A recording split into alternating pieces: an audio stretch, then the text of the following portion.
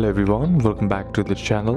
Hope you are doing well and fine, and in today's video I'll be showing you Salesforce how to delete user. So without wasting any time, let's just jump right on the video and make sure to watch this video till the end and follow the steps as well. In Salesforce, you cannot delete a user once they have been created, but you can deactivate them. So to do it, first head over and open up your Salesforce app, and then once you are there, be sure to be logged into your account as well. Then once logged into your account, what you need to do is navigate to setup, then inside find the quick find box and then type users and select users.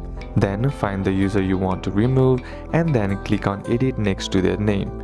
Then uncheck the box label active, and once that's done, click on save. So these are a couple of steps that you can apply, and that's it for today's video guys. Hope this video was useful to you. Leave a like if it did, comment down any questions that you have, and see you soon on the next one.